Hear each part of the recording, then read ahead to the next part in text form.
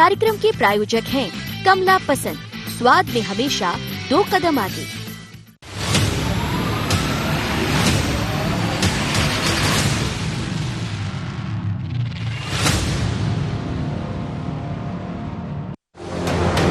उपचुनाव की दस्तक है, मानसून शवाब पर है।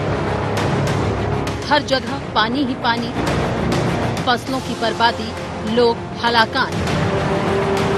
लेकिन नेताओं की नजर सियासत पर है। कांग्रेस के निशाने पर सरकार है और सरकार के मुखिया शिवराज सिंह चौहान फिर जननायक की भांति कभी खेत में अन्नदाता के साथ खड़े हैं तो कभी हवाई सर्वे के जरिए ये संदेश देने में पीछे नहीं हैं कि डरो मत, विश्वास करो, सरकार हर हाल में आपके साथ है। अब तो प्राथमिकता है अतिवृष्टि और बाढ़ से जनता जनार्दन को बचाने की, और इसलिए पूरी टीम के साथ, अपने मंत्रिमंडलीय सहयोगियों के साथ, प्रशासन के साथ हम अपनी जनता को सुरक्षित रखने में पूरी शक्ति लगा रहे हैं। और सभी भाई बहनों से मेरी अपील है, संकट परेशानी है लेकिन प्रशासन सजग है। मैं सारी चीजों पर खुद निगरानी रख रहा हूं, इसलिए चिंता न करें, बस रिस्क किसी भी कीमत पर ना लें। सरकार बीजेपी की है, कमान शिवराज जैसे नेता के हाथ। ऐसे में कांग्रेस की हर गलती पर बीजेपी की नजर है। लिहाजा कांग्रेस ने सवाल उठाए तो बीजेपी को ये बताने का मौका भी मिल गया कि जनता का हमदर्द कौन है। बरसात के कारण 40% फसल अफलन है। अफलन यानी जिसमें फल नहीं लगे। 40% सोयाबीन की फसल अफलन है और 30 से 40% फसल अतिवृष्टि के कारण जा रही है। अपने आप ये कांग्रेस सर्वे बता रही है भारतीय जनता पार्टी को 40% अफलन, 30 से 40% अतिवृष्टि, यानी 80% हो गया। अनुबंध करिए बीमा का। इस समय सबसे भयंकर मार किसानों के ऊपर पड़ी है।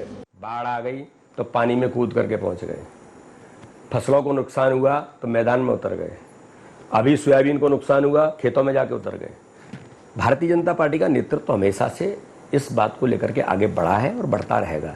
लेकिन कमलनाथ जी, आपने तो कर्जा माफी तो छोड़ दो, वो तो एक स्वप्न हो गया किसानों के लिए, लेकिन आपने तो प्रीमियम, जो किसानों का अपना पैसा था, किसानों का पैसा था, आपका नहीं था, 2990 करोड़ रुपए आपने वो खा गए, आपने जमा नहीं किया और आपने कहा हमारे पास पैसा नहीं है। आइफा अवार्ड के लिए पैसा था, नाचने कूदने के लिए। पहला मौका है जब चुनाव की चर्चा ऐसे दौर में है जहां कोरोना की महामारी, वर्षा की बेरहमी एक साथ है। चुनौती और परीक्षा दोनों सरकार के सामने है, लेकिन विपक्ष हमलावर है। ऐसे में निर्णय जनता को करना है कि असली जननायक कौन। News desk, IND 24।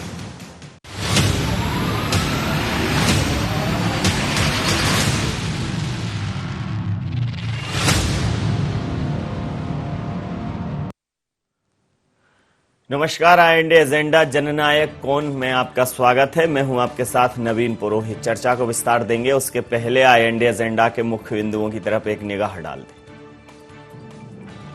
Madhya Pradesh की सियासत का जननायक कौन? क्या उपचुनाव के पहले अतिवृष्टि को लेकर भारतीय जनता पार्टी और कांग्रेस होंगे आमने सामने? अतिवृष्टि को लेकर कांग्रेस के सवाल कितने जायज?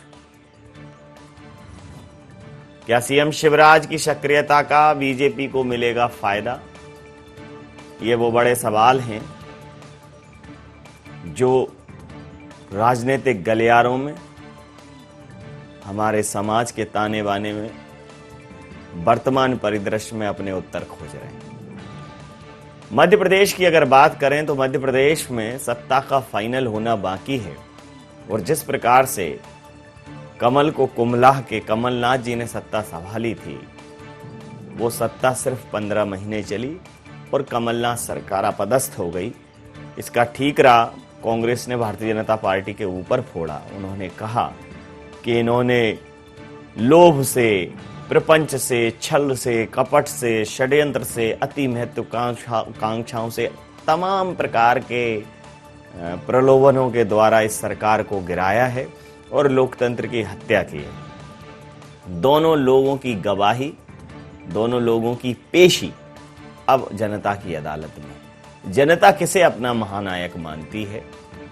भारतीय जनता पार्टी कह रही है कि कमलनाथ जी तो Facebook, Twitter, WhatsApp, pen drive, CD, hard disk, laptop, इससे बाहर नहीं उभर पाते। वो डिजिटल मोड के व्यक्ति हैं और कांग्रेस पार्टी अब डिजिटल प्लेटफॉर्म पर ही अपनी उपस्थिति दर्ज कराने में समर्थ है।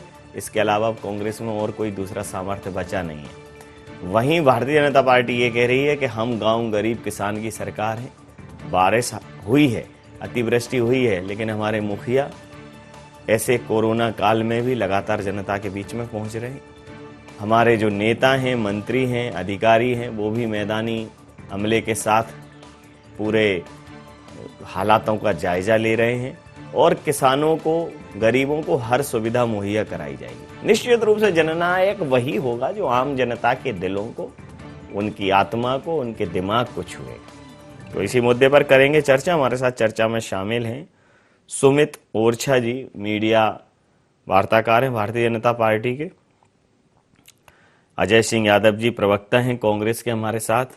संदीप पौराणिक साहब वरिष्ठ पत्रकार हमारे साथ हैं। आप समस्त महानुभावों का बहुत बहुत स्वागत है। अजय सिंह जी, कहां कमी लग रही है आपको वर्तमान विभीषिका के दौर में कि सरकार इन पॉइंट्स पर मिसिंग है, सरकार यहां चूक रही है, सरकार यहां बेपरवाह है, लापरवाह है? कौन कौन से पॉइंट्स पर लग रही है आपको? देखिए नवीन जी, शिवराज सिंह चौहान जी का जननायक अवतार और ये झूठी घोषणाएं मध्य प्रदेश की जनता 2018 के चुनाव से पहले खारिज कर चुकी है इस जननायक को, जिसकी 50,000 से ज्यादा झूठी घोषणाएं थी जो कभी पूरी नहीं हुई और शिवराज जी स्वयं घोषणा करके भूल जाते थे उन घोषणाओं को। इसलिए इन घोषणाओं का कोई वजूद नहीं है। शिवराज सिंह चौहान जी केवल एक तकनीकी आधार पर सत्ता में है, क्योंकि प्रदेश में 27 विधायकों से इस्तीफा दिलवा दिए, आपका बहुमत नहीं है, केवल 107 विधायक हैं, उपचुनाव नहीं करवा रहे हैं ताकि आप तकनीकी वजह से सत्ता में बैठे रहें। आज आप 4 महीने तक मध्य प्रदेश में बल्लभ भवन से नहीं निकले, यहाँ बैठकर तबादला उद्योग चलाते रहे। हमने कहा कि कोरोना काल के क्षेत्र में निकलिए, जमीन पे निकलिए। ये किसके लिए बोल रहे हैं? तमाम नेता, ये शिवराज सिंह चौहान जी के लिए बोल रहा हूँ। अच्छा, ये सेम डायलॉग आपके लिए मैं 4 महीने तक बताइए कहाँ कहाँ गए? ये सेम डायलॉग आपके लिए भी ये लोग इस्तेमाल करते हैं। देखिए नवीन जी, मैं आपसे मैं डायलॉग की बात नहीं करता हूँ। भाजपा के नेता बता दें कि 4 महीने तक शिवराज जी ने कहाँ कहाँ दौरे किए, तो हम समझ जाएंगे कि हम झूठ बोल रहे हैं। मुख्यमंत्री बनने के बाद 4 महीने तक शिवराज जी मंत्रालय से नहीं निकले। 80% बड़े अधिकारियों के तबादले हुए इस कोरोना काल के दौरान, तो हम क्यों ना कहें कि आप मंत्रालय में बैठ के तबादला उद्योग चलाते रहे। और अब जब उपचुनाव आने का समय आया तो आप दौरों पे निकलने लगे। कहाँ दौरे कर रहे हैं? 3 दिन ग्वालियर गए, कल इंदौर गए क्योंकि वहां सांबेर में विधानसभा चुनाव होना है, अनूपपुर जाना था क्योंकि वहां चुनाव है, आपको सांची विधानसभा क्षेत्र में दौरा करना था क्योंकि वहां चुनाव है, आपको सुर्खी विधानसभा क्षेत्र में चुनाव है इसलिए वहां दौरा करना था। बाकी मध्य प्रदेश में क्यों दौरे पे नहीं निकले शिवराज जी? ये झूठ प्रपंच जनता सब समझती है। ये धोखेबाजी की सरकार अब बहुत दिन की नहीं है। प्रतिक्रिया ले भारतीय जनता पार्टी के प्रवक्ता से पूछना चाहता हूँ आपके मैं नवीन जी, मैं एक इम्पोर्टेंट बात कह रहा हूँ। अच्छा, बीडी शर्मा जी ने महत्वपूर्ण बात कही कि किसान कर्जा माफी नहीं हुआ और आईफा पे पैसा खर्च हुआ। तो भाजपा के नेता श्वेत पत्र क्यों नहीं लाते हैं कि आईफा पे कितना पैसा खर्च हुआ और किसान कर्जा माफी किया था कि नहीं किया था? केवल झूठ क्यों बोलते हैं? आपकी सरकारें लाइए श्वेत पत्र, हमें एक्सपोज करिए। झूठ बोल रहे हैं, 1 पैसा आईफा पे खर्च नहीं हुआ है। पूछ लेता हूं सुमित जी, ये क्या है? वही डायलॉग आपके लिए इस्तेमाल हो रहे हैं कि आप बल्लभ भवन से बाहर नहीं निकले, तबादला उद्योग चलाते थे। ये मतलब सरकार बदलते ही साथ वही शब्द बाण आपके ऊपर, वही प्रश्न चिन्ह आपके ऊपर, और आप कहीं कुछ गंभीर किया नहीं है, और अगर किया है तो बताइए, सीधा आक्षेप लगा रहे हैं। नवीन जी, एक तो उच्च रक्तचाप में बहुत कुछ बोल लिया है हमारे मित्र यादव जी ने, आदरणीय अजय जी ने। नहीं, आप निम्न रक्तचाप पे बोल लीजिए, नम्रता से। तो जननायक के आप निम्न रक्तचाप पे बोल लीजिए, मैं बैलेंस पे बोल लेता हूँ। जननायक के मैं अति निम्न से बोल लेता हूँ। एक तो जननायक के क्षेत्र में जाने से डर लगता है, इससे पता चल जाता है कि जननायक कौन है। जननायक कौन है, इसकी बहस तो मध्य प्रदेश में इसलिए भी नहीं हो सकती है कि एक तरफ संबल योजना जैसे, चरण पादुका योजना जैसे सब महत्वाकांक्षी और जनता को स्पर्श करने वाली योजनाओं को बंद करने वाले कमलनाथ जी हैं, दूसरी तरफ हर वर्ग के लिए, सर्व वर्ग कल्याण के लिए योजनाओं के माध्यम से उनका संबल बनने वाले शिवराज सिंह चौहान जी हैं, जिनकी संवेदनशीलता के एक नए आयाम हमेशा एक उदाहरण के रूप में दिए जाते हैं। जो खेतों में पाला ओला गलने से पहले उनका हेलीकॉप्टर वहां पहुंच जाता है। बारिश में देख रहे हैं आप किस तरह से उनकी सक्रियता बनी हुई है, और किसी भी आपदा में, विपदा में जनता के साथ जिस तरह से वो कांधा से कांधा मिलाकर के खड़े होते हैं, ये सब ने देखा है। इसलिए वो निरंतर जीतते हैं, निरंतर उनकी लोकप्रियता बनी हुई है। और मेरे मित्र कांग्रेस के बार बार कहते हैं नकार दिया गया, इतनी फर्जी घोषणाएं। देखिए, आप 10 दिन में 2 लाख रुपए लोगों के खाते में आने थे, हर बेरोजगारी को जो है भत्ता मिलना था। अब लोगों को लगा कि अगले महीने से 4000 रुपए महीने खाते में आ जाएंगे। लोगों को लगा कि हमें स्कूटियां मिल जाएंगी। संविदा कर्मियों को लगा कि हम अगले महीने परमानेंट हो जाएंगे। निष्कासितों को लगा कि, पुलिस वालों को लगा कि हमें छुट्टी मिल जाएगी। कुछ वोट हमारा प्रभावित हुआ। इतनी फर्जी घोषणाओं के बावजूद भी हम कांग्रेस से ज्यादा वोट लेकर के आए। इस बात का सबको ध्यान रखना चाहिए और कांग्रेस को जानना चाहिए। प्रतिक्रिया ले लेता हूं, आप दोनों लोगों की बातों पर प्रतिक्रिया ले लेता हूं, सीधा रुख करूंगा। संदीप पौराणिक साहब, जननायक कौन, एक सवाल खड़ा हुआ है। हालांकि 15 महीनों में कमलनाथ सरकार निश्चित रूप से वो काम नहीं कर पाई होगी जो 5 सालों के लिए निर्धारित किया होगा, लेकिन क्या 15 महीनों की सरकार, क्या कमलनाथ जी की सरकार के जो नवाचार थे या कमलनाथ सरकार की कार्यशैली थी, क्या 15 महीनों में वो इस प्रकार की थी कि उसने मध्य प्रदेश की जनता के मानस पे एक रेखांकन कर दिया हो, चिन्हांकन कर दिया हो? नहीं, ये सरकार थी जो जनता के भलाई के लिए काम कर रही थी। क्या 15 महीनों में वाकई ऐसी स्थितियां थी कि एक वास्तविकता के स्वर्णिम युग की ओर मध्य प्रदेश चल पड़ा था? मैं आपसे समझना चाहूंगा। देखिए नवीन जी, कोई भी सरकार आती है वो 5 साल के लिए आती है सत्ता में जी। और उसका जो रोड मैप भी होता है वो लगभग 5 साल या यूं कहें कि वो आने वाले 7 साल के लिए होता है जी। कोई भी सरकार हो या राजनीतिक दल हो जो 5 साल का लक्ष्य लेके चलती है वो पूरा नहीं करती 5 साल में। वो आगे जब चुनाव में जाती तो फिर वो ये कहती है कि ये चीज हम पूरी नहीं कर पाए और हम अगले चुनाव में जीत के फिर उस चीज को पूरा करेंगे, क्योंकि जनमानस में ये विचार बने कि ये सरकार जीत के आएगी, जो पिछली घोषणा थी उसे पूरा करेगी। जहां तक आपने कहा कि 15 माह की बात, तो 15 माह में जैसा अभी बीजेपी के प्रवक्ता आरोप लगा रहे थे कमलनाथ वल्लभ भवन से नहीं निकले, तो वही आरोप कांग्रेस के अजय भाई लगा रहे थे कि शिवराज जी 4 माह से बाहर नहीं निकले। ये राजनीतिक बयानबाजी तो चलती रहेगी, लेकिन हाँ, इतना तो कहा जा सकता है कि कांग्रेस की जो सरकार थी वो रोड मैप पे आगे बढ़ रही थी। वो कितनी सफल हुई, कितनी असफल रही, ये तो उपचुनाव के बाद ही सामने आएगी तस्वीर। लेकिन हाँ, इतना जरूर है कि वो बढ़ रही थी अपने रोड मैप की तरफ। कितनी बढ़ी, कितनी नहीं बढ़ी, ये आकलन तो होगा ही, लेकिन ये जरूर था कि उसने जो घोषणाएं की थी उस पर वो आगे बढ़ रही थी। जनता को कितना लाभ हुआ, कितनी मदद मिली, ये चीज तो बाद में सामने आएगी जब चुनाव नतीजे आएंगे उपचुनाव के। बिल्कुल सही कहा आपने। अभी एक व्यवसायिक अंतराल का समय है, तो एक छोटे से व्यवसाय के अंतराल के बाद हम तुरंत हाजिर होते हैं।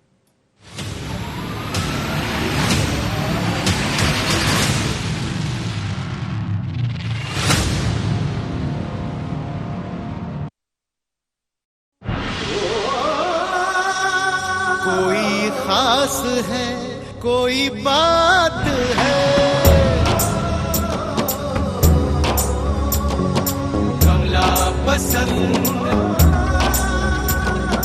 जीते दुनिया, हर बाजी जीते, हर अदा में शाही अंदाज है। कमला पसंद पान मसाला, शाही स्वाद, शाही अंदाज, स्वाद में हमेशा 2 कदम आगे। छोटा सहयोग बड़ा उपयोग। कोविड-19 से लड़ाई में मुख्यमंत्री सहायता कोष में करे सहयोग।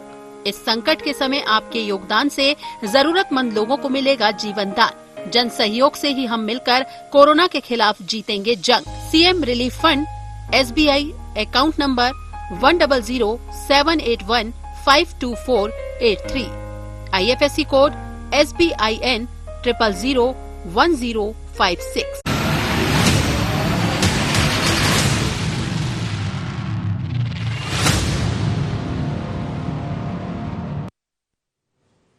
चर्चा में आप सबका पुनः स्वागत है। सीधा रुख करेंगे अपने मेहमानों की ओर और सीधा सवाल अजय सिंह जी, 15 महीनों में भारतीय जनता पार्टी तो ये कह रही है कि लूट खसोट का आलम जो है अपने चरम पर था। व्यक्तिगत अनुभव लोगों के अगर बहुत अच्छे रहे होंगे तो निश्चित रूप से आपके काम पर और आपके नाम पर मुहर लगेगी। लेकिन 15 महीनों में जब सरकार अपदस्थ हुई तो प्रदेश का माहौल बहुत ज़्यादा व्याकुलता भरा दिखाई नहीं दिया। हालांकि उपचुनाव में जनता की वो व्याकुलता, आकुलता, सहजता, इंतजार, जितने भी मनोभाव हैं सब सामने आ जाएंगे। लेकिन आपको लग रहा है कि 15 महीनों की सरकार के काम ऐसे थे कि जनता आपको बिल्कुल सर माथे लेगी? देखिए नवीन जी, 15 महीने की हमारी सरकार ने 70% से ज्यादा वायदे अपने पूरे किए और सभी वायदे पब्लिक फोरम में रखे। भारतीय जनता पार्टी को कांग्रेस के ऊपर भ्रष्टाचार का आरोप लगाने का अधिकार नहीं है। उसके लिए भी मैं उदाहरण के साथ आपको बताता हूं। आप कहते हैं हमने संबल योजना बंद की। हमारी सरकार के मंत्री महेंद्र सिंह सिसोदिया कहते थे संबल में 65 लाख अपात्र लोगों को भाजपा ने जोड़ा। आज उन्हें आपने मंत्री क्यों बनाया, ऐसे व्यक्ति को जो आपकी संबल को भ्रष्टाचार का गढ़ कहता था। दूसरी तरफ आपके सरकार में मंत्री तुलसीराम सिलावट जी, जब वो मुरैना के प्रभारी मंत्री थे, वहां के हमारे 2 विधायक रणवीर जाटव व मुरैना के दूसरे विधायक जी ने स्पष्ट तौर पे कहा कि तुलसी सिलावट जी और उनके पुत्र बिना पैसे के कोई काम नहीं करते हैं। तो वो विधायक भी आपके साथ हैं और तुलसी सिलावट जी भी आपके साथ हैं। तो भ्रष्टाचार तो आप फैला रहे हैं। एक सवाल पूछ लूं, दिखाई दे रहा है। एक सवाल पूछ लूं।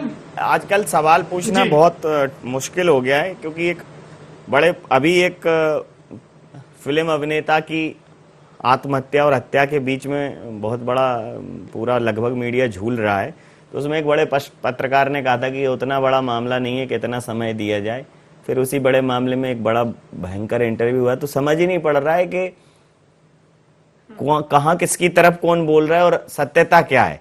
लेकिन मैं आपसे एक सवाल पूछ लूं, अगर आपको बुरा न लगे तो क्या आप ये बता सकते हैं कि उन 15 महीनों में कमलनाथ जी मध्य प्रदेश के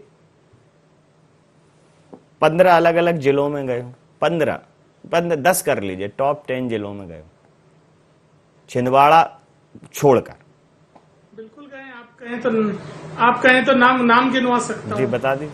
आप कहें तो नाम भी गिनवा सकता हूं। इंदौर, सागर, टीकमगढ़, छतरपुर, जबलपुर, गिनते जाइए आप नाम। मंडला, बालाघाट, तमाम जिले हैं, ग्वालियर, तमाम जिले हैं। 10 तो मैंने गिनवाई दिए आपके सामने। और आप चाहेंगे तो तमाम जगह के कार्यक्रम के विजुअल्स भी उपलब्ध करवा दूंगा। कार्यक्रम नहीं, जन सरोकार की 10 गिनवा दिए मैंने आपको। सागर गिन लीजिए, टीकमगढ़, जन सरोकार, जन सभाएं करी और कैसा जन सरोकार होता है। लेकिन मैं तो आपको विजुअल्स भी दे दूंगा 10 से ज्यादा जिलों के। तो हमने भी चला। ये उपलब्धि नहीं है, लेकिन हमने 1000 से ज्यादा गौशालाएं हमने 1000 से ज्यादा बनाई है, वो उपलब्धि होती है। हमने 27 लाख किसानों के कर्जा माफ करके सूची दी है, कृषि विभाग में आज भी है। लेकिन भाजपा और सिंधिया जी तो एक ऐसी सरकार चला रहे हैं जिसका कोई एजेंडा नहीं है। सिंधिया जी और भाजपा कहते थे हमने वादे पूरे नहीं किए इसलिए सरकार गिराई। बताइए अतिथि शिक्षक हो गए नियमित? बताइए मुझे, क्या बकाया कर्जा माफी की योजना पे अमल चालू हो गया? 5 महीने हमारी सरकार का 1/3 तो हो ही गया है। 1/3 में कुछ तो किए होंगे। कितने किसानों के कर्जा माफ हो गए 26 लाख के बाद? कितने शिक्षक नियमित कर दिए जिनके लिए सिंधिया जी सड़कों पे उतर रहे थे, वो तो पार्लियामेंट पहुंच गए। शिक्षकों को तो वेतन भी मिलना बंद हो गई। पूछ लेता हूँ। बताइए सुमित जी, नवीन जी, एक तो ये बार बार इनको आग्रह है कि श्वेत पत्र जारी किया जाए, तो इन्हें बताना चाहता हूं कि काले कारनामों पर, काले इरादों पर श्वेत पत्र जारी नहीं किए जाते हैं। कांग्रेस के 1.25 साल के कार्यकाल पर जब कभी जारी होगा तो एक बहुत शाह है, बहुत काला पत्र जारी होगा। आपको जानकारी नहीं है सुमित जी, आप जानकारी रखिए, सरकारी कागजात में श्वेत पत्र नहीं कहलाता है। आपको जानकारी नहीं है, पढ़ लिख के आया करिए। श्वेत पत्र एक सरकारी दस्तावेज होता है, एक सरकारी दस्तावेज होता है श्वेत पत्र। इस तरह की प्रपंच वाली बातचीत मत करिए। अरे भैया, सरकारी दस्तावेज को श्वेत पत्र कहते हैं, आपको पता ही नहीं है और बेमतलब की बातें कर रहे हैं, बेफिजूल की। काला पत्र होता है, श्वेत पत्र एक सरकारी दस्तावेज होता है। अहंकारी कमलनाथ जी को खा गया, उसके बाद बोला अरे भैया हमें सब पता है, लेकिन वो श्वेत पत्र तुम्हारे लिए जारी नहीं हो सकता। हो कि इस तरह की बेहुदा बातचीत कर रहे हैं, अपने क्रम पर बोले, बेहुदा बातचीत कर रहे हैं अपने क्रम पे। मुझे पता है वो श्वेत पत्र तुम्हारे लिए जारी नहीं हो सकेगा, तुम्हारी सरकार की नहीं कर पाएगी भैया। अरे चलिए, ये हमारे अलावा किसी को कुछ पता नहीं है, ये अहंकार ही तुम्हारी सरकार के भैया पतन का कारण है। इसलिए थोड़ा सा संयम रखिए। संभल तो खा गए, अब संयम तो रखिए कम से कम, तो ध्यान रखिए। एक तो हाँ जी, हमारे आदरणीय पौराणिक जी कह रहे थे कि कमलनाथ जी की सरकार रोड मैप पर चल रही थी, तो इन्होंने वादा किया था नवीन जी की दूध पर सब्सिडी देंगे। ये बीच में बोलेंगे तो डिबेट नहीं हो पाएगी, नहीं होगी, बदतमीजी नहीं चलेगी, होगी। क्षमा करिए, आपके क्रम पर मैंने आपको सुना है। अब मैं 10 सेकंड बोलता हूँ, आप बोलने देंगे। अरे आपका भी रक्तचाप वादा करके आए थे, आपका भी रक्तचाप उच्च कर दिया, बढ़ा दिए थे, तो ये कौन से रोड मैप? आपका रक्तचाप भी उच्च कर दिया सुमित जी। आपकी सरकार कौन से रोड मैप पर चल रही थी? आपका भी रक्तचाप उच्च कर दिया। चल रहे थे, जस्ट विपरीत दिशा में चल रहे। कूल एंड काल। नवीन जी शांत रहिए। मैं बिल्कुल कूल हूँ, लेकिन आप बोलने नहीं देंगे, आप इंटरप्ट करेंगे बीच में। हे कवि हृदय प्रवक्ता, हे कवि हृदय प्रवक्ता शांत, बदलाव के नाम, हे कवि हृदय प्रवक्ता शांत, हे कवि हृदय। आप वैसे भी वीर रस के कवि नहीं है, क्यों है? बोलने दीजिए बच्चे को, थोड़ा सा बोलने जी। नहीं, मैं शांत, मैं तो शांत। बच्चे को हाँ जी, बोलिए ना, बोलिए। अभी आपके पीछे से बच्चों की आवाज आ रही है। मैं इनके बात को बड़े ध्यान से सुना था। जरा बोलने दी अजय जी, अब बोलने दी अजय जी। मैं तो आप अपनी डिबेट का जो सुंदरता है वो यही है, IND की यही है कि इस देश में सबको बोलने का मौका दे, ये देश का संविधान कहता है, और हमारे चैनल का मूल भी यही। बोलिए सुमित जी, बोलिए। आप बोलिएगा अपने क्रम जी। प्रवक्ता से इस तरह की कोई बात नहीं। अब सारे आपके जितने इंटेलिजेंट नहीं होते ना सर, सबका IQ लेवल अलग होता है। अरे भैया जी, बोल लीजिए, बोलिए सुमित जी, बोलिए। आप इनको यह भ्रम हो गया नवीन जी कि मुझे श्वेत पत्र की जानकारी नहीं है, हमारे अलावा किसी को कुछ जानकारी नहीं है, इसी अहंकार के कारण इनकी सरकार गई है। श्वेत पत्र हमारे यहाँ 5वीं का बच्चा जानता है, लेकिन आप जैसे लोगों के लिए मैंने एक व्यंग्य किया आपके ऊपर। आप व्यंग्य की भाषा नहीं समझते हैं, तो मुझे आपके बौद्धिक स्तर पर तरस आता है। माफिया की आपको चिंता है कि इसको मंत्री क्यों बना दिया। देखो अभी भी बोल रहे हैं नवीन जी, आपकी डिबेट का गरिमा खराब कर रहे हैं। बोलिए। इनको चिंता है कि हमने तुलसी सिलावट जी को मंत्री क्यों बनाया, इनको चिंता है कि इसको मंत्री क्यों बनाया। अरे भैया, आपकी सरकार को माफिया की सरकार कहने वाले व्यक्ति को आपने मंत्री भी बनाया और आज भी वो पार्टी के नेता है। आपने तो इतनी चिंता नहीं की। आपकी सरकार को उमंग सिंगार जी माफिया की सरकार कहते थे। देखिए 27 सीटों के चुनाव सारी आपके झूठ पर, प्रपंच पर, सब तरह का कर देंगे। और मैं तो बहुत विनम्रता से कह रहा हूं आपसे, हमने तो लोकसभा चुनाव भी इस बात पर लड़ा था कि एक वोट से झूठी सरकार को गिरा कराइए, एक वोट से 2 सरकार बनाइए, और एक वोट से 2 सरकार में 28 सीटें आप जीते। मुंह दिखाने लायक आप नहीं रहे, मुंह दिखाने लायक। नकुल नाथ जी भी चुनाव हारते बचे हैं, 3 लाख की सीट 50,000 से जीते हैं। हमने तो खुल करके चुनाव लड़ा, एक वोट से 2 सरकार बनाइए। कहां थे आप उस समय? जी, प्रतिक्रिया ले लेता हूं। संदीप पौराणिक साहब, अब आपसे अंतिम प्रतिक्रिया लेके ये चर्चा समाप्त करूंगा कि निश्चित रूप से अभी भी सत्ता का फाइनल बाकी है, और ये कहना बहुत संभव होगा कि प्रदेश की राजनीति किसी भी करवट बैठ सकती है, क्योंकि जिस प्रकार के दावे भारतीय जनता पार्टी कर रही है कि वो पूरी सीटों पर विजय करेगी, वैसे ही दावे कांग्रेस भी कर रही है। लेकिन भारतीय जनता पार्टी को आधे में भी आनंद आ जाएगा। कांग्रेस को जो दावा कर रही है वो दावा उसका पूरा होना चाहिए, क्योंकि कांग्रेस को उस संख्या तक पहुंचने के लिए लगभग पूरी सीटों पर जीत जरूरी है। आपकी प्रतिक्रिया के साथ चर्चा समाप्त करूं। नवीन जी, ये बात सही है कि दोनों दल सारी सीटें जीतने का दावा कर रहे हैं। दावा करना भी चाहिए और जरूरत भी उस बात की है। कार्यकर्ता में उत्साह तो तभी रहेगा जब हम ये कहेंगे कि सब सीटें हम जीत रहे हैं। लेकिन ये बड़ा संघर्षपूर्ण चुनाव है, जैसा आपने कहा, ये वाकई में सेमीफाइनल है। इस चुनाव की जीत पे ही तो आगे बात बढ़ेगी और सरकार बची रहे, इसके लिए भाजपा के लिए जरूरत है वो कम से कम आधी सीटें जीते। वैसे तो उसे 9 सीटों की जरूरत है, ज्यादा सीटों की जरूरत है नहीं है। और कांग्रेस को अगर सत्ता में वापसी करनी है तो सारी सीटें जीतना होंगी। इसलिए ये चुनाव बड़ा रोचक होगा। और जो नजारा अभी था अजय जी और सुमित जी के बीच, ये नजारा आपको सड़कों पे भी दिखेगा और सभाओं में भी दिखेगा, मुझे ऐसा लगता है। बिल्कुल सही कहा, बिल्कुल सही कहा। समय सीमा के चलते मैं ये चर्चा यहां समाप्त करूंगा। आप समस्त महानुभावों का बहुत बहुत धन्यवाद, बहुत बहुत आभार। तो सिंहासन खाली करो कि जनता आती है, ये बहुत अद्भुत पंक्तियां आपने सुनी होंगी। लेकिन जनता ही किसी को नायक बनाती है। जनता ही तो है जो महानायक बनाती है। जनता ही है तो खलनायक बनाती है और जनता ही है जो जननायक बनाती है। तो नायक, महानायक, जननायक और खलनायक ये सब तय करेगी जनता। और जनता के हाथ में लोकतंत्र की वो ताकत है कि अच्छे अच्छों को जनता आईना दिखा देती है। राजनीतिक पार्टियों के इन दावों के बीच, आरोप प्रत्यारोप के बीच जनता का निर्णय क्या होगा वो देखना दिलचस्प रहेगा। IND एजेंडा में इतना ही। आप बने रहिए IND 24 के साथ और देखते रहिए IND 24। नमस्कार।